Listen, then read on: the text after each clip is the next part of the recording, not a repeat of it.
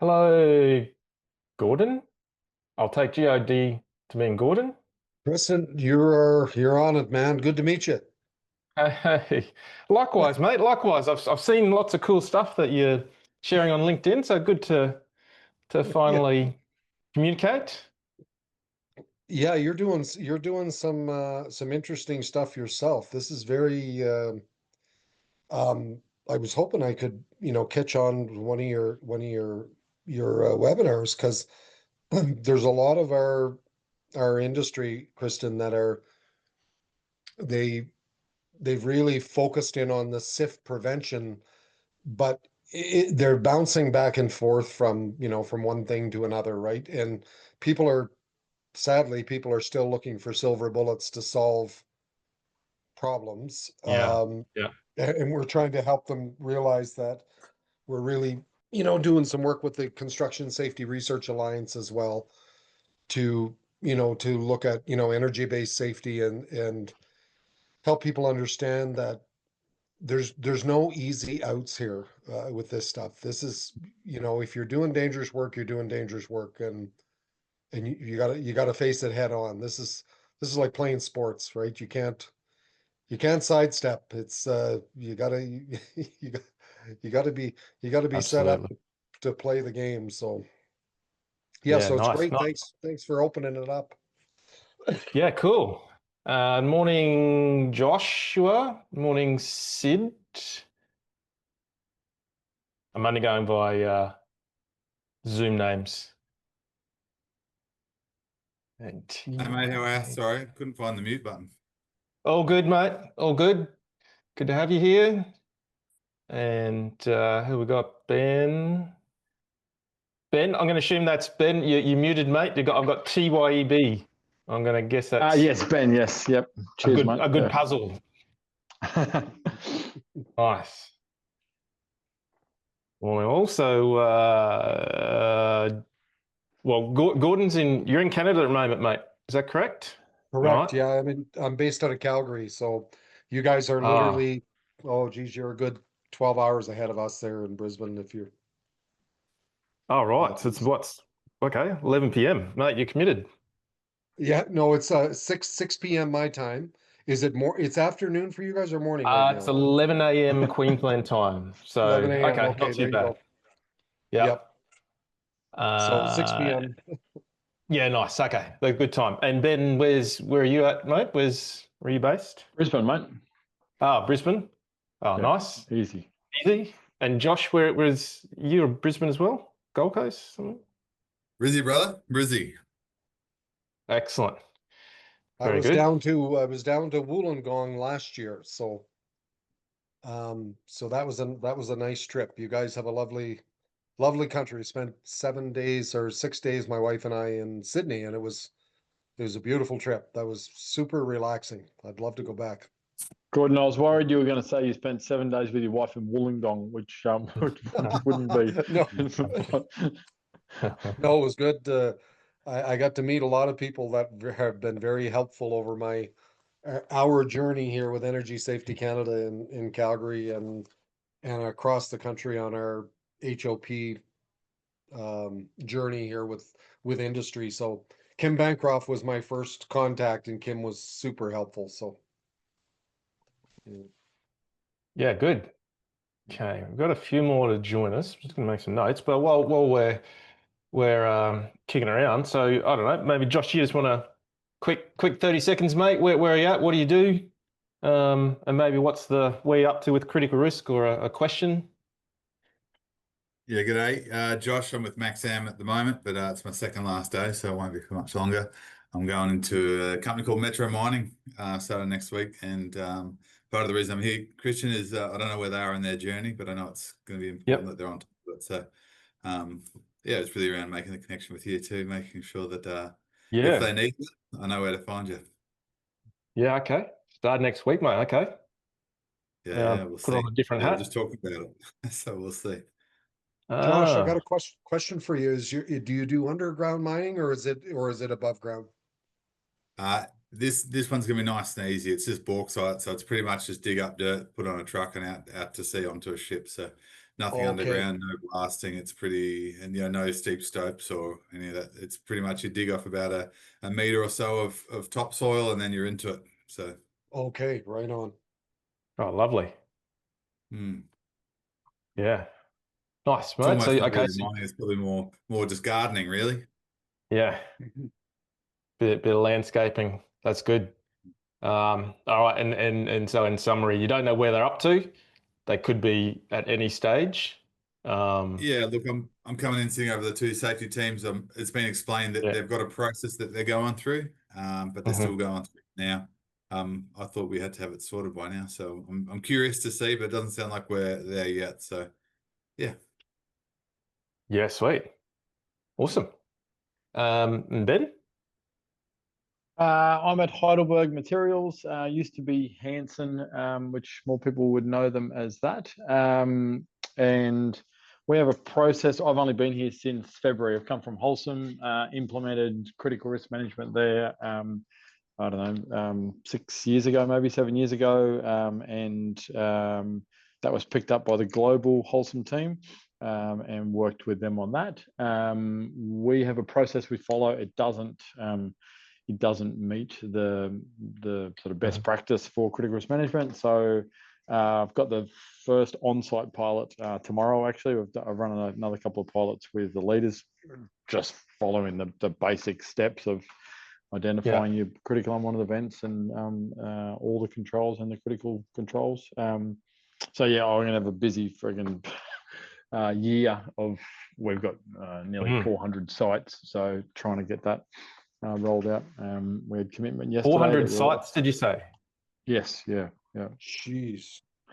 Um, so yeah, we've got a commitment yesterday from the senior leaders. I presented to them to say we'll at least do, I don't know, 75 sites, which is our aggregates, asphalt, recycling, and concrete pumping and placing businesses. We'll do all of those face-to-face facilitation around identification and of the critical unwanted events and the controls, and then try and come up with a strategy for the concrete plants, because there's a lot of those. So we'll see how we go. Wow. And is there a particular question or a constraint or something that you want to kick around today? No, I'm always interested to hear what others are doing and Yeah. what's worked, what hasn't worked. I don't think I have all the answers. So I join everything I can to listen, learn. Yeah. Yeah. Cool. Thanks, mate. And Sid, sorry, mate, we not ignoring you, mate. Can you hear us? Did you want to share similar to what Josh and Ben have? We might just be listening online. All right, if Sid's on the sidelines, he isn't unmuted, then I guess Gordon, you got an interesting story, mate. The quick Sure. sort of bio where you're at and what's going on. Yeah, I work here in Calgary, Canada, and we work for Energy Safety Canada. So we're the safety association for the oil and gas industry, the energy industry across the country, coast to coast. And we're funded by industry and funded through a partnership with government as one of 13 industry associations in Alberta. And so we make money through training, and from that money that we make in training, we usually turn it back into it goes back out on services that we give back to industry. So that's kind of the side I work on now. I used to manage the training side. I've been with the organization over 16 years now. And so what we're trying to do over the last 5.5 to 6 years, I've been put in this position of principal consultant to try to progress human and organizational performance principles and the new view of safety differently, whatever you want to call it, to try to help other organizations besides ExxonMobil and Chevron. Those were the two leaders, and now get that collective movement across industry to try to lower serious injury and fatality. So that is the focus. That's what drives us. Doing a lot of traveling and a lot of presentations and all of that stuff, and connecting with people all over the world like yourselves. Um, and that's why I was down in Wollongong, was down taking in your guys' conference and meeting people. And then we host a big conference in Banff in April. The end of April, we have a big conference. I've had a lot of people from Australia, New Zealand, Europe, the United States come out and present at our conference, and it's yeah, it's a pretty big deal. So um, and we're trying to manage bringing that forward thinking, the stuff that's leading edge thinking, and also giving people practical how to, this is what you need to do, these are the basics, go after it, and then give people support through court coaching. We have a group of people, so that kind of sums it up, I guess. Yeah, right. Okay. Um, Was that the that HOP sounds conference you were out for, Gordon? Yeah, it was held, it was the first, or it was the Yeah. second year in Wollongong. It was the second year, I guess. So that was February of, Last year, yeah. it'll Yeah. be I 2 was at that, years yeah. in Yeah. February. Yeah, 2 years Yeah. in February. So And Todd presented conference?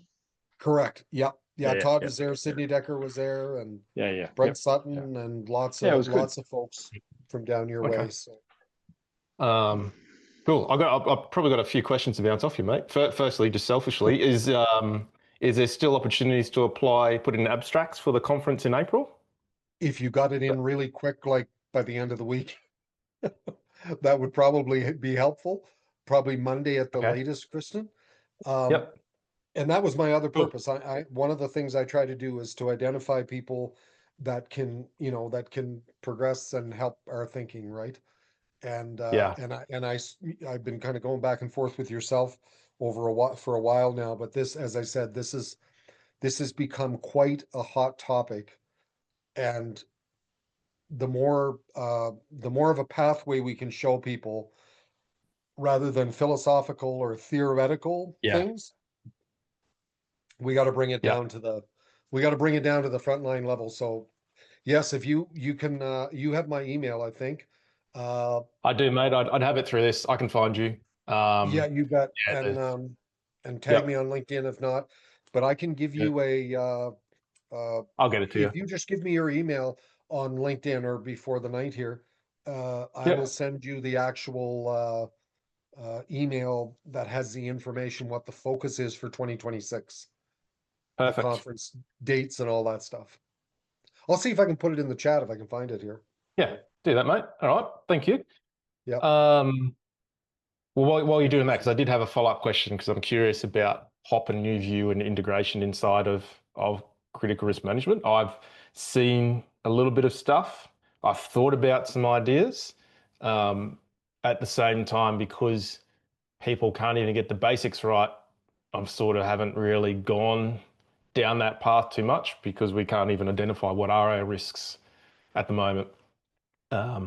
So maybe, mate, I'm curious if you want to just, I can see Josh and Ben and maybe nodding their heads as well.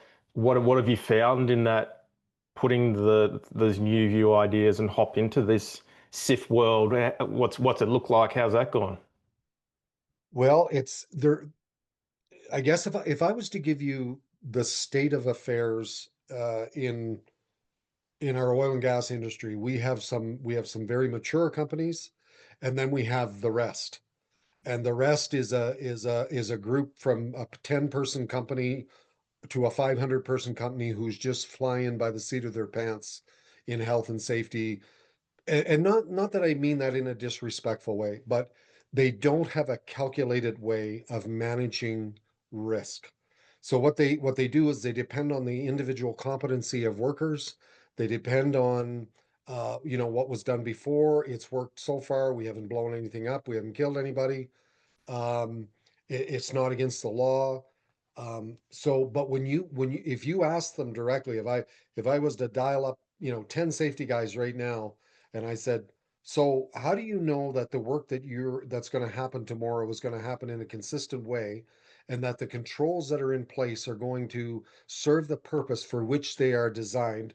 How do you know that, with some certainty that that's going to occur? They'll tell you, oh, we have an SOP, we have the right training. They'll give you all the administrative controls, and they'll use every acronym known to man to say, this is how we know. And then I'll say, oh, so are you expert in the job? Well, no. Do you talk to people that are expert in the job? Do you ask them? So that's the way we feed in the whole hop side of it, is the Yeah. learning from normal work, to say, just because you haven't blown something up to date, it doesn't mean you can't or you won't. If you Yeah. think that you won't run somebody over with a piece of mobile equipment, you're wrong, because it happens every 3 months in this province, right? Either on a mining site or on a construction site or something else. So what we're trying to tie in, Christian, is we're trying to really feed off Matt Hallowell's stuff at the Energy-Based Safety at the Construction Safety Research Alliance. Then we're trying to come at it from the other way to say, okay, now we know what'll kill you, and we know what a direct control is or an alternative control. And if you are expert in your work, and I raise that questions when I do presentation, I say in an inquiring way, if you are expert in your work, you know where the energy is, and you know where the energy can kill someone. And if you know that, then why would you want someone having close contact with something that can kill them should they slip, trip, fall, make a mistake, sneeze? And so what I try to do is paint a picture of, we need to be proactive, and the only way you can do that is to have a systematic review of your workplace, so you understand it, and that we're not defaulting to, well, as long as I got Joe on the job, things will be good. Or nobody's ever fallen off Yeah. that ladder before, coming off that tank. So, we just had to. I work on creative sentences too. That's the other thing. So we have creative sentencing in Alberta, where a company gets charged by the government of Alberta if the government, in conjunction with the accused company, if they agree that there's something to be learned from that fatality, then they will ask for a proposal. We will put proposals in, and we're trying to really shift the narrative on those creative sentencing. We got a lot of stuff on our website for everybody. It's free. We're trying to really shift that narrative around the HOP and New View principles, and just accepting that human beings are human. And we got to build stronger control systems so that we can fail safely, as Todd Conklin talks about. So we're kind of hitting it from a lot of different ends, Kristen. But I must say that people are more, I think people are more attuned to the hard science of critical risk management and critical controls than they are about the theoretical of, of new view safety kind of theory. They Yeah. Yeah. yeah, that's what I would Yeah. say. So that's a lot, I know. Thanks. Thanks, mate. We'll digest just in the absence. So morning, Bretna and Reese. Good to have you guys joining. So I think, Reese, you've got a few people with you in the room. You sent me a message on. We've just gone around the grounds and just sort of shared where we're at. And if we had a question, and Gordon's just shared some interesting ideas around integrating HOP and New View principles, which I'll come back to, mate. I'll ask you a question, but Bretna, and we'll go with you first, mate. If you're happy to speak, we gave each person sort of 30 seconds to say, what are you doing, where are you working, and if there's a question or a comment you've got at the moment around critical risk that we can throw on the table. So if you're happy to unmute, mate, and go, I'll give you 5 seconds. If not, Reese, I can see you already unmuted, mate. We'll go with yourself, Reese. Yeah, So welcome. I'm crouched in attack position, ready to go. Yeah. So hi guys, I'm Reese. New to the journey, I guess. Our business has nothing in terms of risk and critical control. Critical risk and critical controls. So we started the journey recently with some bow ties this month to meet some compliance with our regulator. Yeah, so far so good. The bow ties, I guess, is the hard part, which is the easy part of the whole process, I imagine. The next part, which is the performance standard, is where we're sort of up to and trying to get the buy-in from a risk owner and a control owner, I guess, is where I'm at now. So that's why I'm here. I just trying to get as much knowledge as I can and much experience as I can. And advice, I guess, as well. So that's sort of where I am. the interesting part I sort of found from the last month has been just fleshing out controls with people. A lot of uncertainty about what the actual controls are that we have in place. A lot of referral too, which was surprising. I don't know how we do it. I ask this person, that person says we do it this way, and then you sort of go down, okay, so you have a safe system for that. Well, no, we just do that. Okay, so that's, yeah, that was a bit surprising. A lot of the minor sort of controls, not minor controls, but some of the smaller sort of controls which we have, which probably should be as part of a larger management plan, I guess. So yeah, that's my wrap. Thanks, mate. That's interesting. And that's I use the term orphan controls. It's like these things we say that wander around that don't have a home or a parent, and then and I agree. Going through the process of performance standard, you and bow tie, you start to go, well, hang on, where is that? Show me where that thing is defined in our management system. Nice, mate. So your question there, or your comment potentially to talk about is, you said ownership of the performance standards. Is that? Yeah, well, that's where I'm at now. Is we've got a new process, which is the critical risk, critical control, and now you have to get some buy-in from some leaders in the business who are probably maybe stuck in their way. Really just buy into the JRA level, and that's sort of it. And now we're sort of shove something different down their throat and just trying to get buy-in, I guess, is that's where I'm at now. And I'm not saying it's going to be harder. It might be easy. I'm not quite sure yet.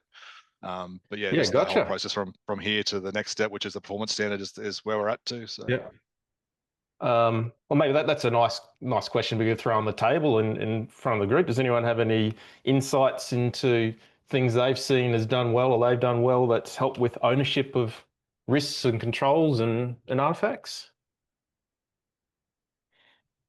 I'll throw it out there. You know, there's one thing. We have a big company here who had a hell of a run of fatalities. They had 6 fatalities in the span of probably 10 years. And when it hits the bottom line of the organization in the news, and you get on the the Montreal or the New York Stock Exchange, and you get investment companies starting to question the leadership, all of a sudden there becomes a real imperative to dig in and change what you're doing. And the one thing that I think they did well, it's a very large organization. They compartmentalized some of the activities that were what they deemed to be the highest risk. And then they did just kind of like a micro experiment with that group. They educated them to the goals. They talked to them about the why and about how they were going to do it. That was known right to the top in the organization, right to the CEO. um, they paused where they needed to. They made adjustments. They listened to the workers. They reevaluated all their paperwork, all their processes, and they said, okay, like when were these written? Do these match the work? Is this real, or was this something that was good 15 years ago? They had those people redline all that and redraw out those processes, those practices, which then actually expose some of the real cracks in the systems, like bad maintenance practices or bad supply chain practices, whatever it was. And they just took that and they worked on that for 2-3 months or whatever, and then they gave a report upwards to their senior leadership and said, this is what we know to be true. And this is one segment of our very large organization. This is just one. And then they shared that with those division managers, in a group, from what I understand, what was told to me. And then everybody said, yeah, well, we have the same kind of problem, or we have similar problems. And then they drew out the map of how are we going to integrate this over the next year and a half to 2 years across the organization. But knock on wood, and I hate to say this when we're talking about industrial environments, but they have not had a fatality since. And that's multiple years ago now. And they just went through a massive turnaround where they had like 4,000 people on site that are not their employees. And you guys know about that. When you bring in that kind of contractors, that's massive work. Um, and it went off without a hitch, right? They're tremendous amount of work. They got a focused management team. So that's one of the best examples I have for a company that was really down in the hole. And man, they had lost the confidence of the regulator, the public, and they turned it around Yeah. to good outcomes. So Yeah, cool. Thanks, Gordon. And Josh, you just shared in the chat there, mate. Did you want to just riff off that? And I'll go to you, Ben, because I saw you were going to share something there too. Yeah, I just happened to be at this workshop, and I didn't even realize my previous employer, Dino, we were part of the early part of this trial. This Canada, that what they've done is they're doing a causal network over your risk management, and then they review your incidents. You can put in industry standards as well. And if you click on that link, you can see it puts in this map, and you can see all your controls and all the connectivity. And so you can see Holy where they're yeah. connected to a hazard, or if they're separated, there's no linkages. So it does a fantastic analysis. And now obviously they've layered it with Libero AI, who can now identify these things. So one of the case examples was actually Josh Bryant. Christian, I know you're familiar with Josh, Yeah. and they used yeah, it there. And what they found is that all of their focus on operational sites, but when they looked at this network, they identified that transport were performing way more in terms of the effectiveness or the way it could impact their operations. By putting in this visual pathway, they could see they were neglecting really a lot of their critical controls around that aspect of the business because it wasn't customer facing. It sort of got missed. And at Dyno, we found 18 further fatal risks at that ammonia plant, which we had the data for. We just hadn't used the tool effectively because it was a manual transport from the FMEAs to the bow ties. We'd missed them, and we only needed 4 controls to solve all of them. But this causal network is a really powerful tool to connect it all together. So it's quite new. It's being run by UQ as part of their development program. But I think this is where, once you've done that work, and Reese, it was you that reminded me of it, those performance management standards. When you're looking at this, and then you can put them in there and it can actually run the AI over it, like what are you missing or what's not being captured by those, or it's powerful. I just went to that this week, Yeah. and I think this is going to be really cool. And Christian, I know this will this will work well with what you're doing. Yeah, thanks, buddy. I've got my head's already gone off on 100 different tangents after looking at that. Thanks, mate. That's cool. Ben.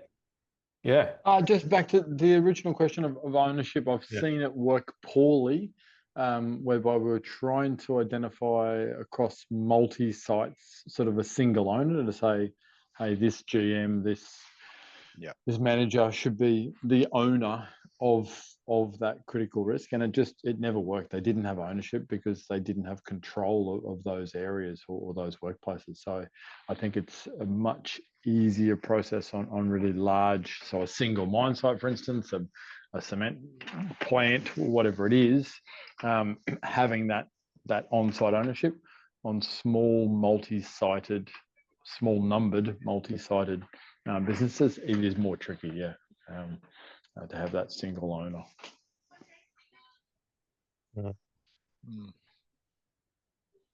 Yeah.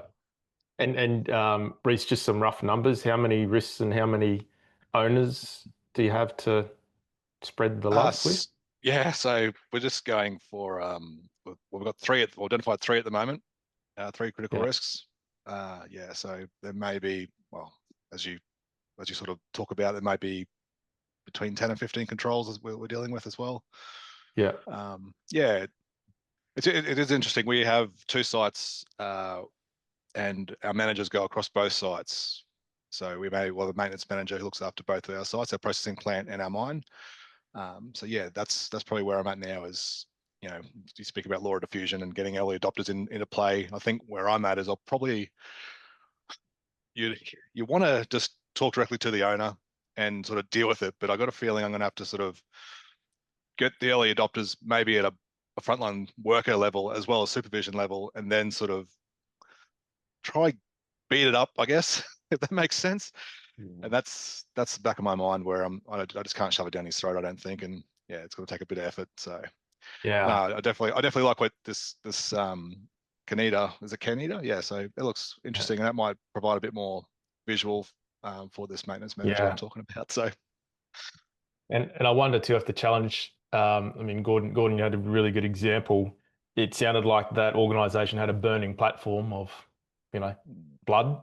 Yep. Whereas yeah, there's a number of players in Queensland, they've never had a fatality, and the legislation's changed. They've got to do all this stuff, and it's a hard one, is it? Is it proactive, or it's like, well, hang on, the rules have changed. We've got to do this anyway. And how much can you lead the horse to water versus yeah, just say this is it? That's Yeah. everyone's going through that one. no easy way. It's all good. That's why I'm here. Christian, I like to sell it the opposite way. It's right. These are the things. If we can work these ones out, we don't have to focus on everything else. These are if we can work out the critical ones, that simplifies our risk management. Now we can really focus our attention on what matters, and we can not disregard, but we don't have to be as concerned, or we don't have to do a bunch of checklists that don't matter. We only have to do the ones that do. So I like to bring as a less work at the end rather than more. Yeah. Providing the implementation actually delivers on that. Where I've seen the that's how I get the implementation just buy-in. Yeah, that's right. We get the buy-in there, and we promise it's less, and then go from there. Yeah, and deliver. Nice. I don't know if you guys are familiar with, there's a group in the United States called Solutions for Patient Safety. And it's an interesting medical case study. I've connected with these folks, and they are a group of hospitals in the United States and Canada. They're now 152 to 153 pediatric hospitals. 14 years ago, they were 8 hospital presidents sitting around a room saying, we have to do something better in order to stop injuring small children when we're caring for them. And this group collectively has saved, because medical people write everything down and they track everything, by their changes inside their hospitals using human and organizational performance and understanding these critical activities that were causing them grief. No different than what we're seeing in industrial environments. This was just different things. One was over medicating children or the wrong medication for little people. Another one was when they had to put intubation into their airways, cause severe problems. And there was a third one, I just forget what it was. But those were the 3 things that they initially started out with. Then they built a collectively, now these 152 hospitals, they actually compare data, and they choose 10 items a year that they're going to focus their efforts on to reduce things, to reduce actions. In about 12 years, they have saved 33,000 incidents of harm to young children. 33,000 documented incidents. And so I've got to connect with these people. I'm going to do more with them, but they're just it is a living example of what can be done when there is an imperative and leadership at the front of the room. And they train right from the board level down. They take the board level people and the presidents, whether they're private hospitals or public hospitals, the presidents of those hospitals, and they train those people together so that the board people know their influence over the president, and the president now talks plainly to the board people and says, yeah, it's great that our share price is worth this much, but our reality is this. This is the work we do. This is the harm that we do if it's not done right. And it's a powerful story that, like, I'm working that angle with my own CEO, and I'm hoping that, in the new year, that we're going to start getting the connection with the boards of directors of the companies that we deal with, so we can start speaking more plainly about what you can do as an industry or as a collective, as opposed to individuals. That sounds really interesting. Thanks, mate. Hi. Um, Hi, Christian. Bretna. Yes. Hello. Hi, everyone. I appreciate to be here. This is my Tuesday night here in Colombia. Oh, nice. Colombia. I'm working for Cerrejón. This is a coal mine from Glencore. I am the risk management coordinator, and of course, I am not an English speaker, but I'm trying to be my best to do You're my doing best. great. Yeah. Sounds good. Well, I have here we have a challenge right now, and is that risk owners want to like ensure that they have control of everything, and this is not bad enough, but they identify critical controls, like identifying also the controls that are not critical. What is that? For instance, for the hazard of equipment interaction, for instance, we identified a critical control like roads complying the standards. And here we include also, for instance, the stop signals. Maybe what we are doing here is that we are not taking into account the acts type controls, and we are like combining systems controls, including also these controls that are not critical. I don't know how to if I am Yep. if I'm explaining well. And this is because like I said, control owners want like to ensure that they have all under the control. But for instance, when we report, we we have a high frequency of critical control verification. So here is where we have the problems when we are reporting those things. This is like my first comment.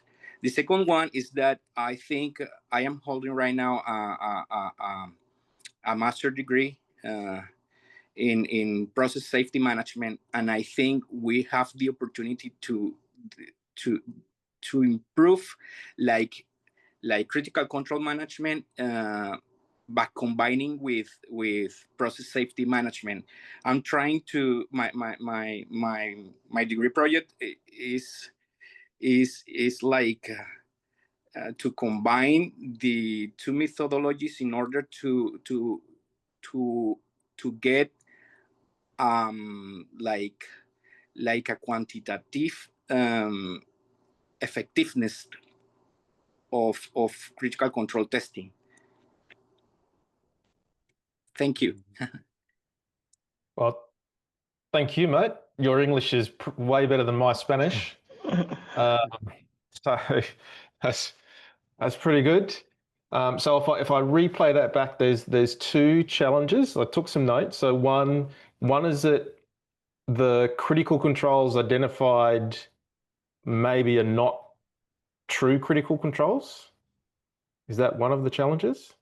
Maybe they are critical controls, but they are like adding in the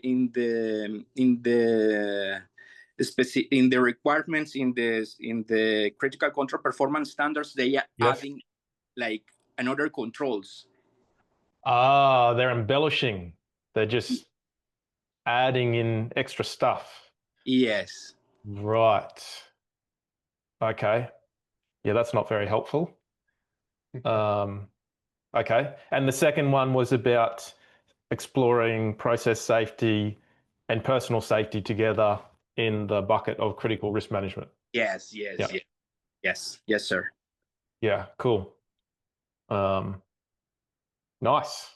Well, I guess on the second one, I actually I'll find the presentation. I gave a presentation to some people in Brazil because I asked about, well, can process safety be done inside critical risk management? And my view was yes.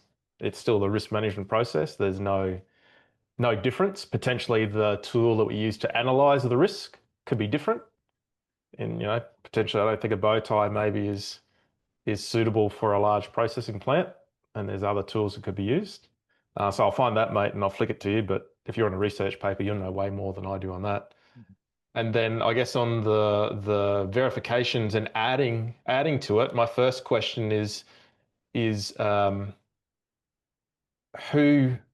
I guess there's a few, why do you think, or how do you think it got to the situation where additional information has been added in the verification process that's not related to the control, the first critical control?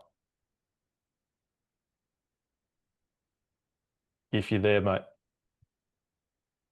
Yes, I'm here, Yeah. but I'm thinking, I'm thinking, no, really, we have like a checklist in order to verificate, or we have like two ways to verificate a critical control. The first one is based on observations, and the second one is and the observations could be made by any worker.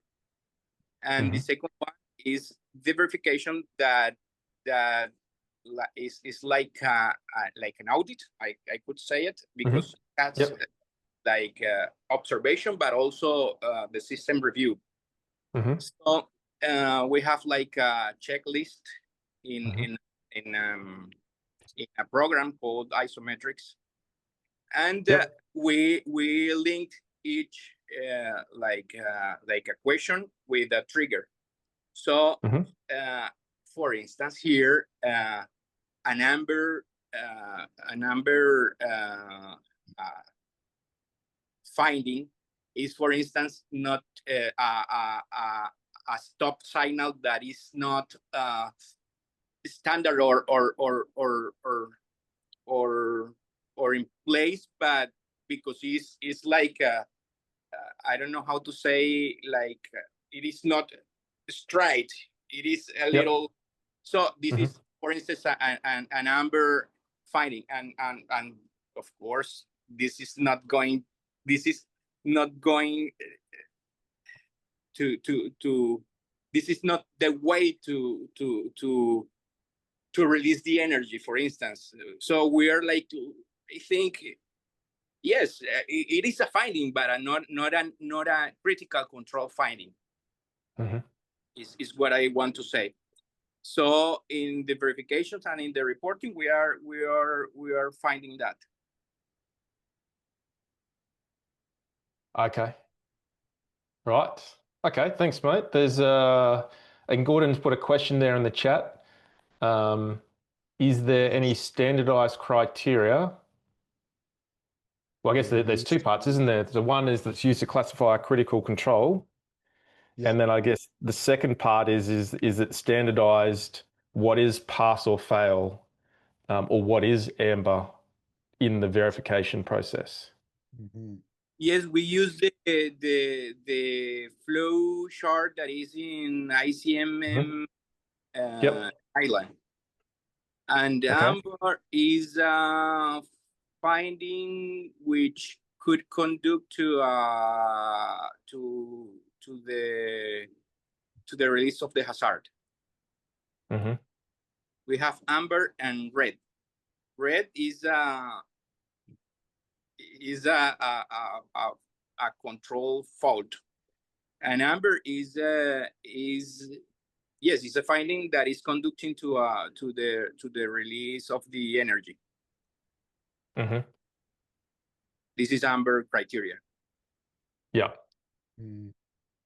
And so what, if I understand what you're sharing is from the verifications, if it's amber, some of those things that amber may not contribute to the release of energy, but it's still some findings that are being reported. Yes, we are reporting findings for critical controls that are truly findings of critical controls. Yeah. But if you could prioritize them, you say, well, look, the amber, okay, the stop sign's a little bit bent, but that's not a big deal compared to the stop sign not there, as an example. Yes. Yeah, that's right. And I've dealt with that before, Britton, and we simply created, essentially, like when we were reporting on that, created two events. here's the critical control review or whatever you call it. And we created that event on the same time and date in our system, there would be another hazard identified where we said the sign was damaged, the sign needed to be cleaned, whatever it was. They both went in. We didn't just ignore that and say, oh, well, we're only here to look at critical controls. But you then are not muddying the data associated with your critical controls to say they were all present and effective or not, whatever that finding is, but the two were kept separate. So you enter them, but just not in the one event, whatever your reporting system is. Yeah. Kristen, I have a question for you. Does the legislation in Australia, does it require you to have a critical control program in your hazard management process? With the change in Queensland mining, yes. Okay. So there was due to some a history of incidents recently in June this year inside legislation now have to identify critical controls. It has to be part of your risk management process, has to be part of your safety and health management system. It has to be reported to like operator level, so beyond site, so key decision makers need to be aware of the status of critical controls. Oh, wow. And I think there might be one other factor in there as well.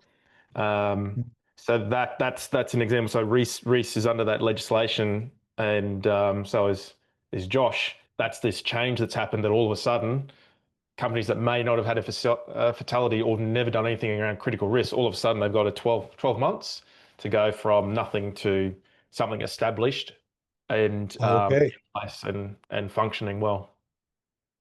So second part of the question then, Christian, do you have a federal or a state document that you are like a criteria document that determines what a critical risk is? Not by the regulators. There is the International Council of Mining and Metals document. Seen that. You might have seen that. That's okay. The stuff we do, we go beyond that, but it's like everyone, in the absence of any standard, everyone sort of points to that. And in Queensland, I think they've even made reference to that standard because in the coal industry in Queensland, they released a guidance note, which isn't that great, to be fair. But the guidance note said, look, this is based on this ICMM standard. That's a direct response to your question anyway. That's the state of play. What's Gordon, happening? just on that, that second part of your question, Gordon, the regulator have been really explicit in Queensland, with us at least, to say you need to come up with your own definition of, they refer to it as a material unwanted event. That's up to you. And some of the regulators have pushed us and said single fatality will be too low. We think you're going to make it too hard for yourself. I'm like, well, we're not like at what point? What's our number then? We're okay with 1, but not 5. Like that seems insanity. But they have all reinforced and said, hey, if you've set it at LTI or even severe injury, you're going to go too low. As a business, we've consulted with our people, and they've all said a incident which is likely, which has a likelihood of resulting in fatality, one or more of our own workers or others, is the definition that they wanted. That's what I was pushing for anyway. But yeah, so they've explicitly said, Gordon, you need to decide that yourself. Okay, so it is variable then at this point. So yeah. And the way our legislation works here essentially is once there's blood on the ground, they're looking at, what was the predictive capacity of your organization to understand that something like that could occur, and what did you do about it to prevent it? or is this a complete one-off where there was some kind of a catastrophic failure or something that was people just raise their shoulders and say, where the hell did that come from? I could never imagine that that would have happened, right? That would be a very different day in court than most of the fatalities we have. I have to say is, and I've worked on a lot of these creative sentencing. It is quite predictable. Um, there's not that many new ways to die, and it's just, it's people being lucky for a period of time, and then you change something up, or a series of things change in a given day, in a given hour, a given minute, and something, then something bad occurs. Somebody goes to the left instead of to the right, and their clothes get caught. Or, we had a gentleman was last year was greasing the drive shaft on a commercial vehicle, on a pump system. So it had a little spinning drive shaft under the pump underneath the truck. And what they're supposed to do is shut the truck down, shut down that PTO drive, remove the guard system, grease it, put the little guard plate back on, and do it again. And the operator, due to all kinds of resource and time constraints, and also that drift into a lower, higher risk activity, got his coveralls caught and was smothered by that, like was choked to death by his own coveralls. It wrapped up around that. And what was he doing? He was just doing his job. He was greasing that drive shaft. And he was on a busy job site where they just said, "No, you're not shutting the truck down. You keep pumping while this is going," right? So yeah, I'm trying to put some parameters in my mind around this concept, because I think what I use now in one of my presentations, I actually use the Australian workplace safety kind of definition of critical risk as a starting point in critical risk management. So Yeah. And thanks, mate. Thanks for sharing. If I get on my soapbox, what I'm confident, and unfortunately, I'm pretty confident about this, it's going to happen in Queensland mining, is we're going to have a rush job of stuff be implemented in a variety of different ways, and people will be able to tick the box and say, I've got critical controls. And you look underneath the hood and it will just be an absolute cluster, doesn't link, you can't follow the bouncing ball or anything like that. And then we'll have another fatality. And then where do we end up? Because we did this thing that everyone said was going to work. So, but anyway, that's the cynic in me. But yeah, certainly Australia's got a long way to go. My only hope there, Christian, is that Yeah. because I think you'll be right, but if Yeah. you look at silica dust exposure, even asbestos management in Australia, we started and went, that's not the end point, and we'll keep raising the bar of expectation. And I'm just hoping that's what we sort of go, okay, everyone has to do something, and you have to get there, you have to start. And then the regulator slowly ratchets the expectation up to in Queensland legislation, I mean, and hopefully we can then sort of all raise the bar together, because I think one of the risks will be if we set that too high, it's just going to be terrible, and no one can do it. Whereas they've sort of said you just have to start, and the processes they've set as expectations are all valid. Like you say, they've moved even beyond just do it at your site. You have to tell senior leaders the effectiveness of those controls. So I think they've started at the right point. Yeah, they had to do something, absolutely. Yeah. It's probably more the execution of how we're going about it.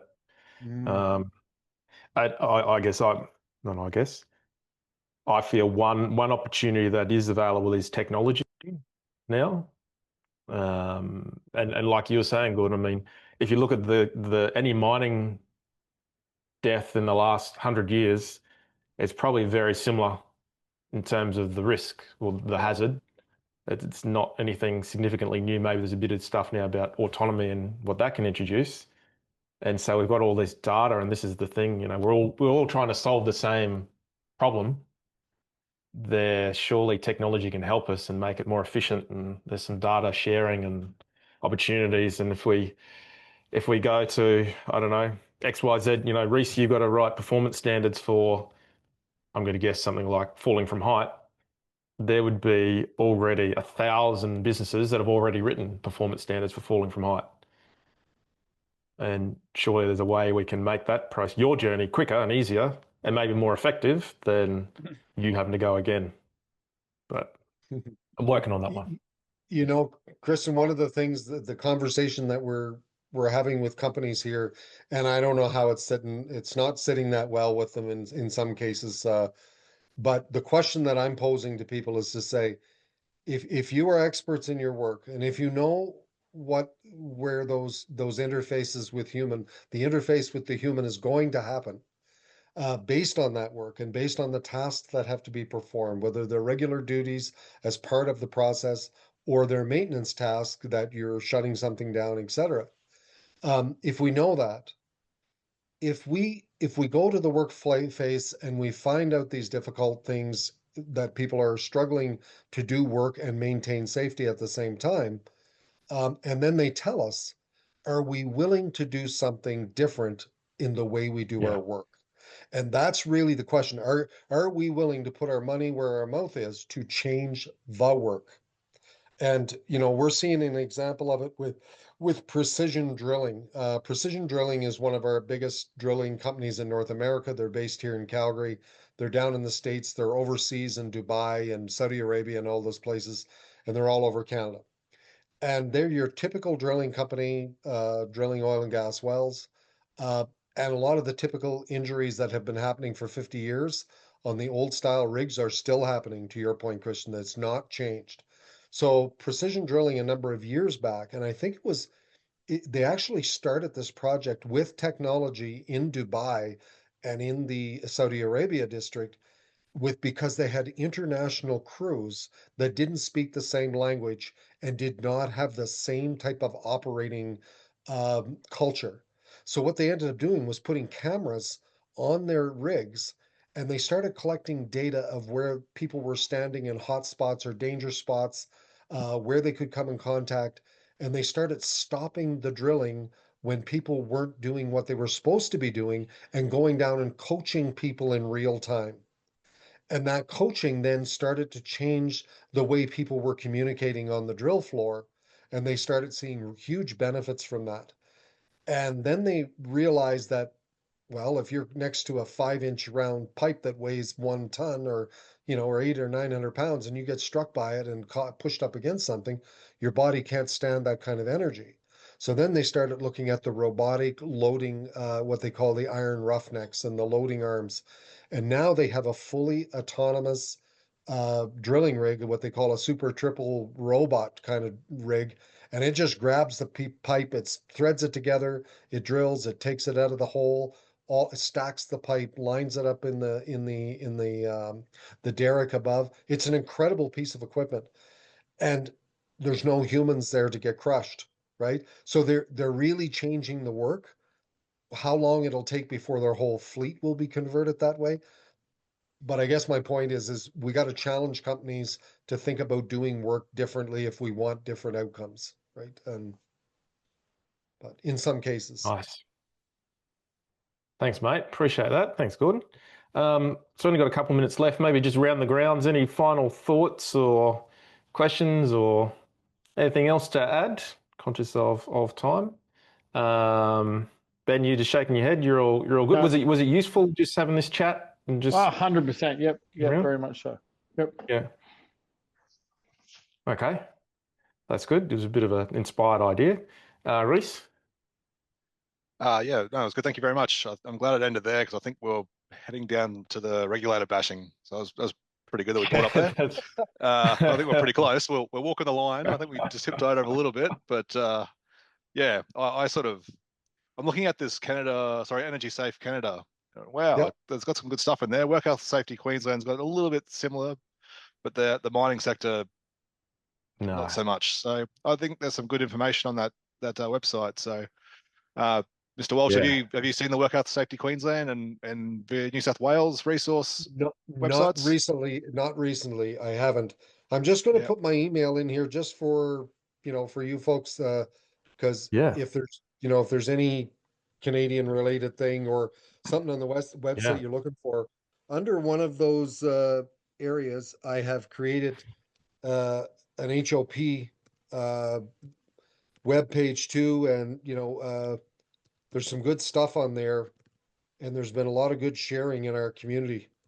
So I also host an HOP community of practice virtual where people can just sign in, and I just get experts from around the world. So Kristen, I think you and I need to talk Yeah. about in the spring here, just Yeah. coming on our HOP community of practice and having a conversation around critical risk management. So Yeah, 100%, mate. I'm keen to keep chatting. I want to explore that further. Definitely how we can apply yeah, and those tools I'd love to well. get your proposal too Yeah. for the Banff conference, because this Yep. is, as I said, this is a very current topic too. So anyway, yeah, feel free to email guys and we can connect, or on LinkedIn or something as well. Yep. That's great. Yeah, Thanks, thanks Gordon. for Thanks, hosting Reese. this, Chris. Really appreciate it. Thank you. Yeah, no worries. Josh, any final thoughts, mate? No, no, thanks for that. I'll catch up with you, Christian, either at the book club or once I start this new mob, I might reach out to you, get some support and training for the team. So we'll Yeah, see. too easy, mate. I'm going to do something in Brisbane on the 4th, Thursday the 4th of December. So if Right you're on. around, we'll get in my VA to do up something. It's like a final hurrah. I think it's just an excuse to catch up and drink red wine and maybe talk about some safety stuff here and there. If you have to. But get the band back If it together, makes mate. it to Come the top of along. the list, done. Let's do it. Yeah, awesome. And Bretna, thanks for joining us, mate. Any final thoughts, questions, comments, mate? No. Just again, appreciate to be with you. Thank you very much. I'm trying to do my best also here, applying critical control management. So maybe I will be writing you guys. Gord, thank you, and also thank you. Thanks, mate. Appreciate you joining us. Fantastic. All right. Well, we're 1 minute over. All right. Well, everyone have a good evening. So Gordon, you're still yesterday, aren't you? So Yeah, enjoy your I'm Tuesday I'm night. 7 p.m. here, so it's time to go do some Awesome. exercise. Excellent. And the weather's All right. actually useful right now. Yeah.